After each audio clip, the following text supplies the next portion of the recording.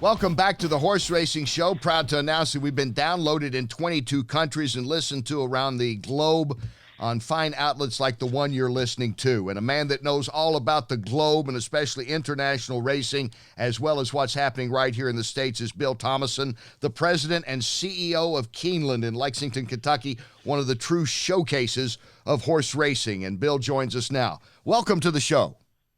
Andy, thanks, and thanks for having me on the show. Well, we caught up with each other. We pass by every now and then. We happen to be on the same flight coming back from the Breeders' Cup, and it was good to talk about a lot of things there. And I thought it'd be good to get your input on just the world of racing as we know it today, Bill. Well, as I'm sitting here in my office looking outside at a beautiful snowstorm that's starting in Lexington, Kentucky, it's great to be talking about sunshine and beautiful racing. Yeah, you think, and doesn't it always snow or get cold the first part of April at the start of the Keeneland meet? It's just like you don't need a meteorologist to tell you that. Well, that's actually the opposite of what always happens. Beginning of the April meet, the sun shines. It's the beginning of spring in Kentucky. And exactly. The trees are blooming, and I do have a picture inside my desk that I keep that's got one of those snow-filled opening days just to keep us on track here and humbled about what Mother Nature can do to you. Well, one thing Keeneland should never be humbled about is the great showing for the Breeders' Cup in 2015.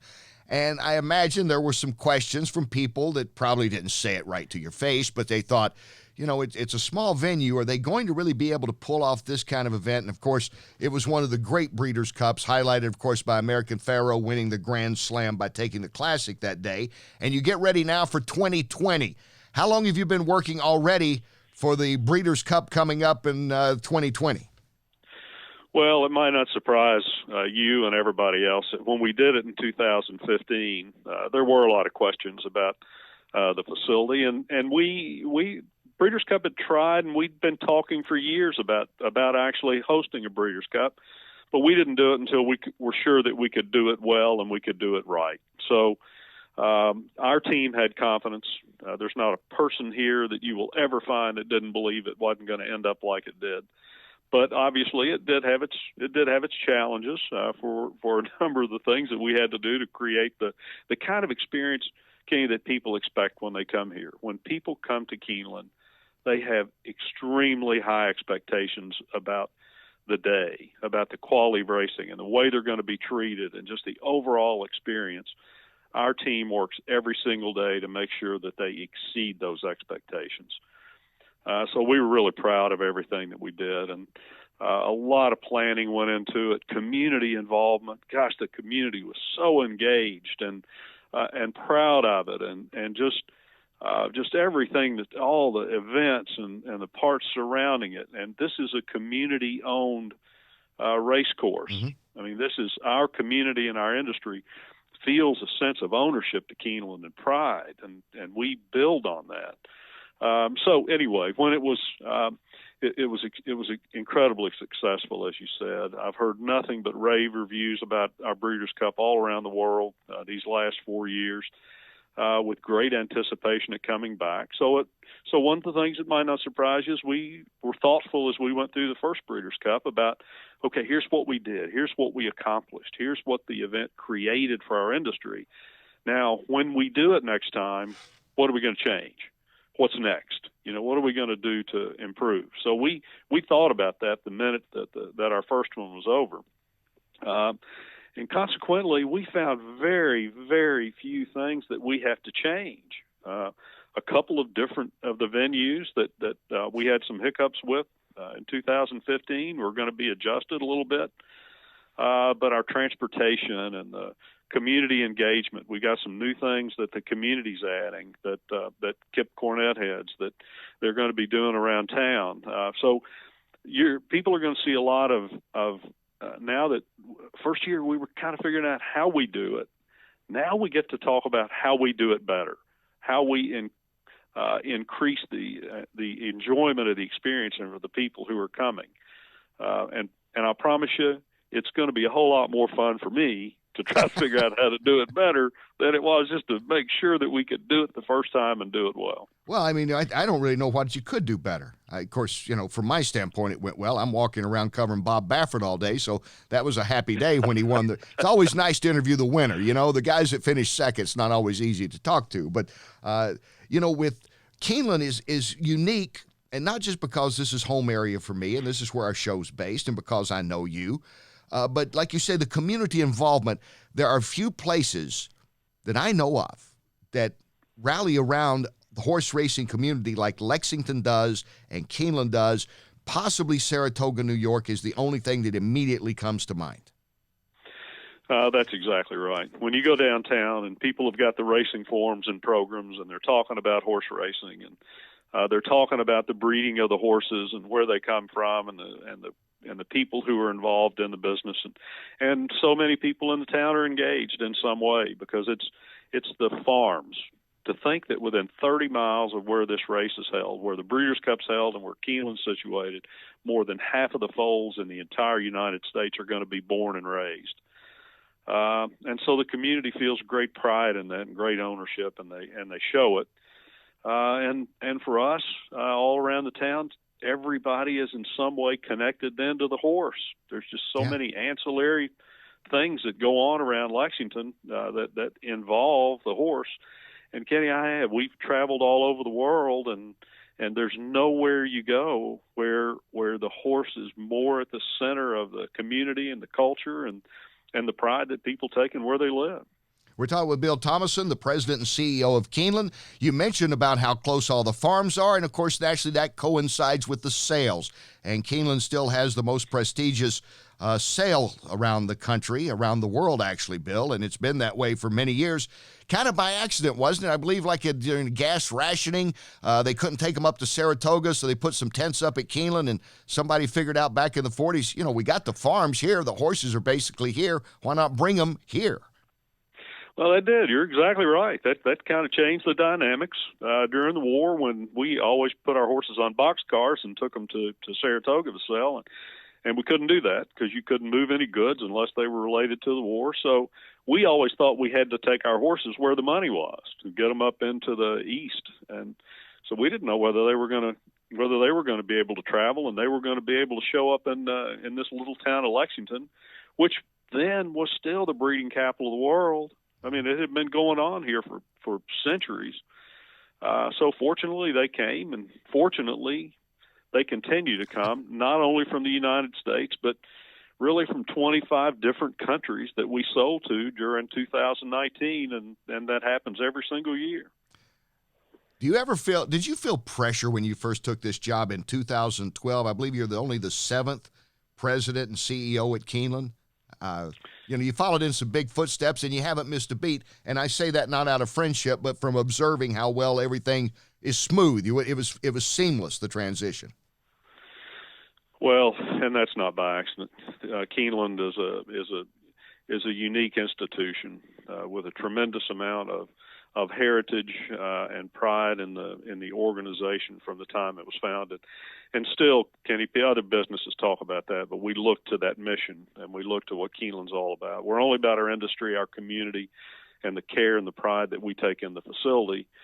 And that's instilled, and I am only the 7th president here, and a tremendous legacy of all the people who came before me. And every one of us, I think, if you sat us around in a room right now and said, listen, all I'm sitting here doing is I just don't want to be the guy that messes it all up. That's where I am. But the people are just fantastic. And I came from the breeding industry from outside for 28 years with Alice Headley Chandler, Hal Price Millridge Headley's Farm, daughter. Yes. Uh-huh. Oh, and so the things I learned about this place from the outside, and the reverence that I had for Keeneland and the way it conducts itself in the community and the industry. When I got inside here, Kenny, I thought it was wonderful on the outside, and on the inside, it's that much incrementally better. The people are passionate, they're dedicated, they care about this place, and they care about the mission and what it does. The first year was easy when I was too dumb to know what I was supposed to be doing and what I was responsible for. Then about 6 months after that scared me to death. Well, And it then doesn't show. You're like the duck on the water. I don't know how you're paddling underneath, but you look good on the surface. it's all the people surrounding me. Without them, this would not happen like that. I've got trust and confidence and empower those people to do their job, and there's nobody in the world better than this Keeneland team. We're talking with Bill Thomason, the president and CEO of Keeneland. Of course, it has been a most interesting year in horse racing. We're going to talk about the coalition that Keeneland helped put together when we come back here on the Horse Racing Show.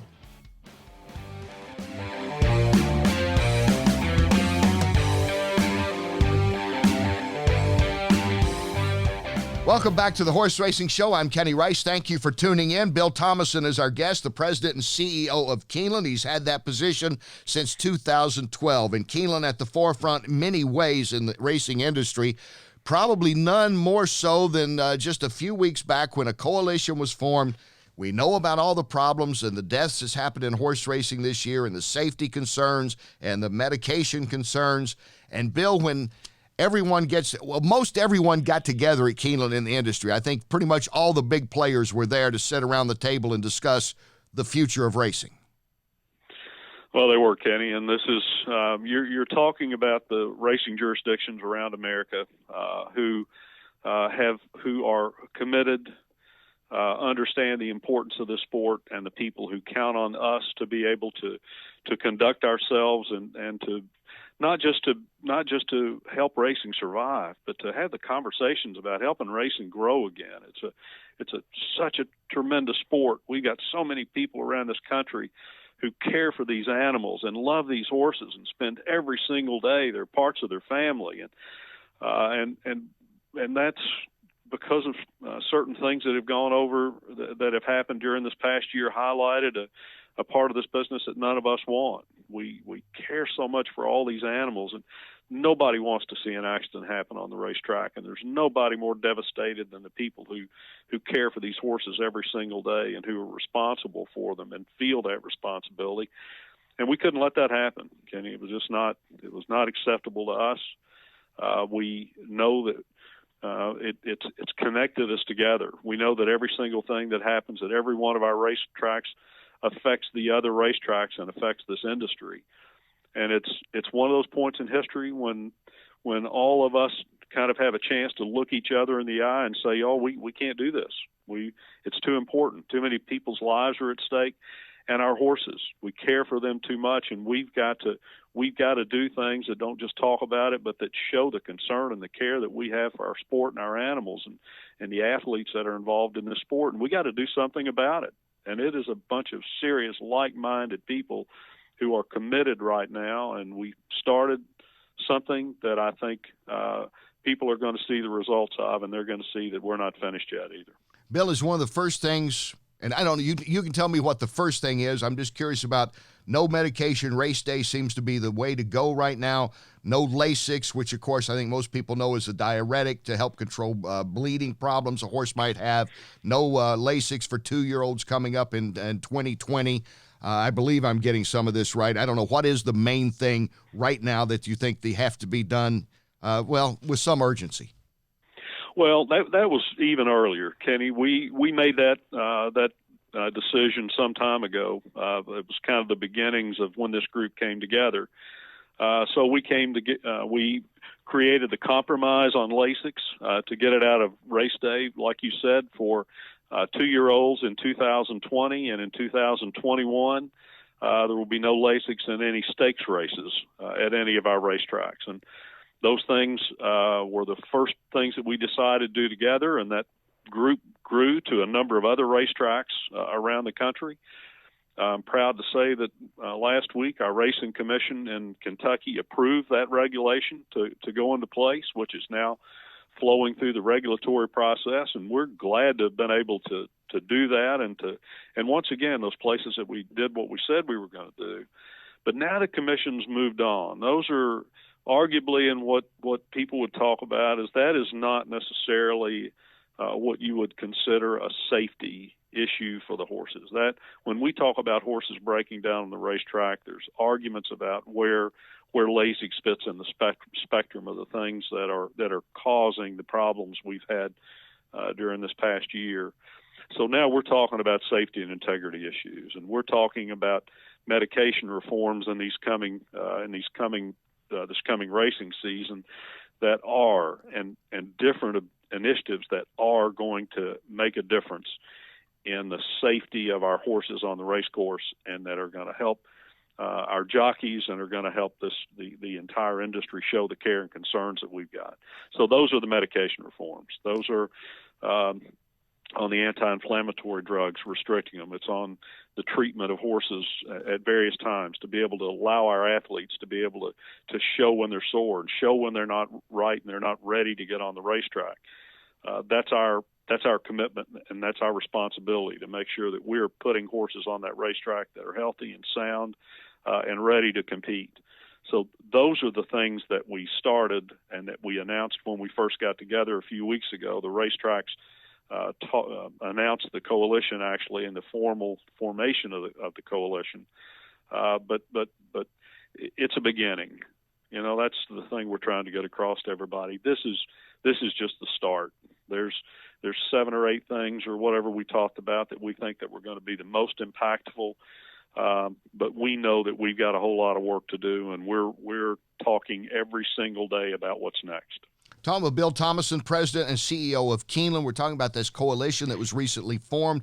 A kind of a rare moment, and I guess a mother of necessity kind of moment, Bill, where all the tracks, and we know horse racing, everybody's kind of got their own little area they're going to take care of, but there was importance in coming together. Was any hesitation out there? You don't have to name names if you don't want to, but I'm just curious if there was any state that said, we'll still take care of this on our own. Well, everybody, that's been centuries of this horse business. Yeah. And when you look around the country, we've got huge markets here: California, New York, Florida, Kentucky. We're all have great pride in the way that we go about it. And in a commercial marketplace, thank goodness, everybody doesn't think the same way.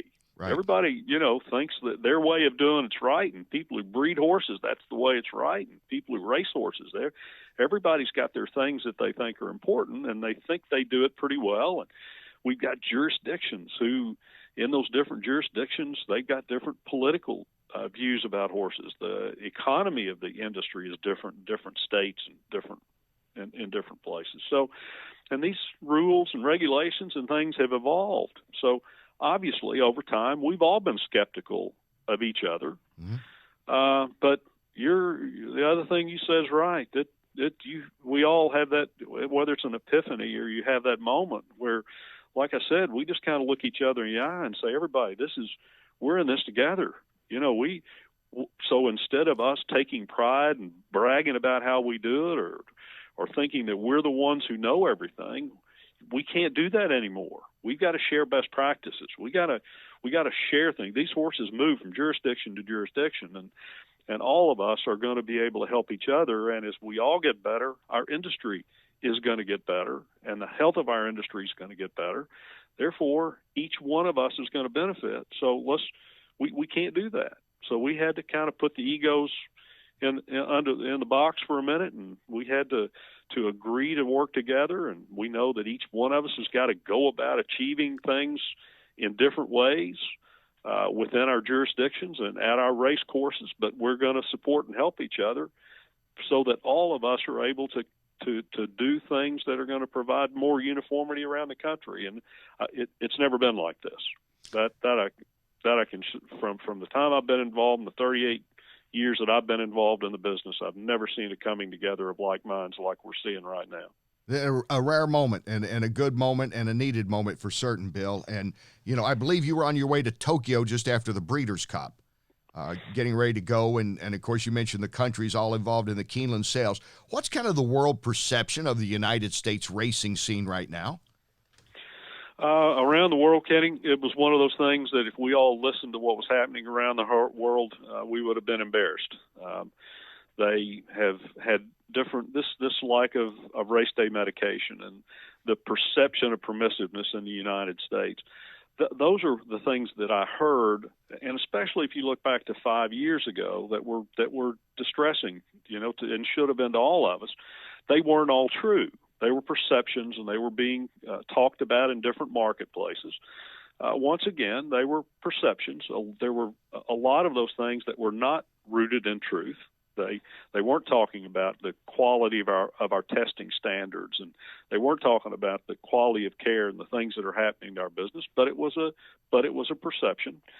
What I heard 3-5 years ago, it's a totally different conversation now around the world than what I heard then.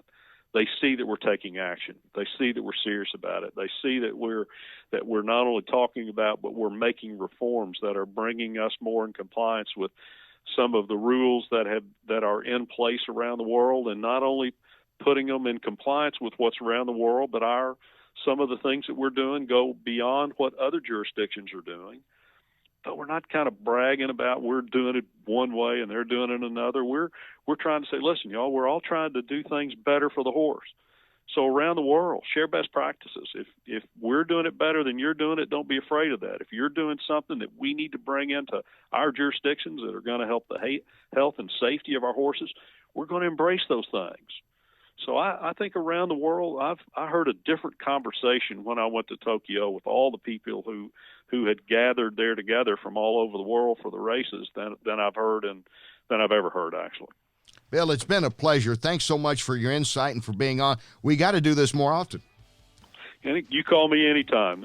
I love seeing you. We ought to talk more than just when we sit together on an airplane. Definitely so. And have a Merry Christmas and hopefully get some rest over the holidays, you and everybody at Keeneland. Thanks, Kenny. You too. Have a great holiday. All right. Thank you. Bill Thomason, President and CEO of Keeneland, certainly one of the world leaders in the sport. We'll be back with more here on the Horse Racing Show.